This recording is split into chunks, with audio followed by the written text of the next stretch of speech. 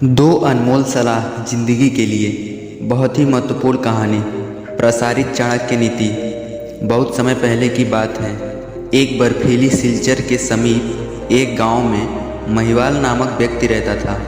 उसके माता पिता बहुत अमीर थे और उसे पैसे की कोई कमी न थी। एक दिन वह चाचा के पोते की शादी में कहीं दूर गांव गया। विवाह के बाद वह वहीं रुक गया। अगले दिन वह एक बाजार में गया। वहाँ की रौनक देखकर उसे बड़ा मज़ा आया। शाम होते ही सभी दुकानदार लौटने लगे, लेकिन एक व्यक्ति चुपचाप दुकान लगाए बैठा था। महिवाल ने हैरानी से पूछा, अरे भाई, तुम घर नहीं जाओगे क्या? वह दुकानदार मायूसी से बोला, अभी तक मेरी सलाह नहीं बिकी, उसे बेचकर ही जाऊंगा। महिवाल ने पूछा, कौन सी सलाह?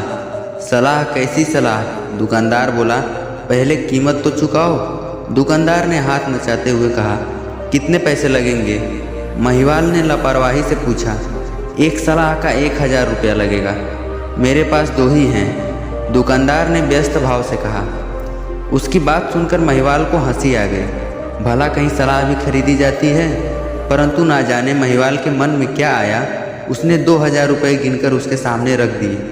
दुकानदार हिल हिल कर बोला, ये लो मेरे 2 सलाह, कांटेदार बाड़ न लगाना और भूल कर भी घरवाली को कोई राज न बताना, नहीं तो बाद में पड़ेगा पछताना। महिवाल ने उसकी सलाह याद कर ली। घर पहुंचा तो पत्नी दरवाजे पर खड़ी मिली। बाग का माली भी वहीं खड़ा था।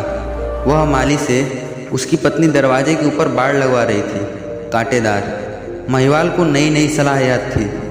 उसने पत्नी को वह कांटेदार बाड़ लगाने से मना किया। उसने अपनी पत्नी को 2000 रुपये वाली भी बात बताई। उसकी पत्नी खिलखिलाकर हंस दी। मान गए, आपको कोई भी घड़ी भर में आपको मूर्ख बना जाता है। अरे इतने रुपए पानी में बहा आए, मेरे लिए जेवर बनवा देते हैं। महिवाल चुपचाप भीतर आ गया। उसे अपनी गलती पर क्रोध आ रहा था। ठीक ही तो कहा पत्नी ने, हमने 2000 रुपये गंवा दिए। उस रात महिवाल को सोते सोते विचार आया, क्यों न इस सलाह को अच्छी तरह से आजमाया जाए। उसने एक सूअर के बच्चे का सिर काटकर जंगल में छिपा दिया। फिर खून से सना चाकू अपने पत्नी को दिखाकर बोला, अरे सुनो, मुझसे एक आदमी का खून हो गया है, तुम किसी से कहना मत, वरना आफत आ जाएगी। महिवाल की पत्नी के पेट में बात पचना आसान न था। वह मटका लेकर पनघट पर जा पहुंची। वहां अपने पति की बहादुरी की डींगे हाँकने लगी। एक सखी ने ताना दिया, अरे सोनपाही, बहुत बड़ाइयाँ कर रही है, ऐसा कौन सा बड़ा काम कर दिया है तेरे पति ने? महिवाल की पत्नी सोनपाही ने पीछे हटना नहीं सीखा था। बात में नमक मिर्च लगाकर उसने शान से सबको बताया कि महिवाल ने एक आदमी का खून करके उसकी लाश जंगल में छिपा दी है। शाम होते होते पूरे गांव में यह खबर फैल गई। महिवाल तभी खेत से लौट रहा था। तभी लोग उसे देखते और हाय राम, जान बचाओ कहकर भाग खड़े होते। महिवाल कुछ समझ नहीं पाया। अगले दिन महिवाल के घर पर राजा का बुलावा आ पहुंचा। हड़बड़ाहट में महिवाल घर से निकला। दरवाजे की कटीली बाड़ में उसके सिर की पगड़ी गिर गई। महिवाल उसे बिना पहने ही चल दिया। राजा के दरबार में नंगे सिर जाने की सख्त मनाही थी। महिवाल को बिना पगड़ी देख राजा गुस्से से भर उठा। तभी महिवाल को याद आई वह सलाह की बात, कांटेदार बाड़ न लगाना। फिर राजा ने उससे गरज कर पूछा, तुमने एक आदमी का खून किया है?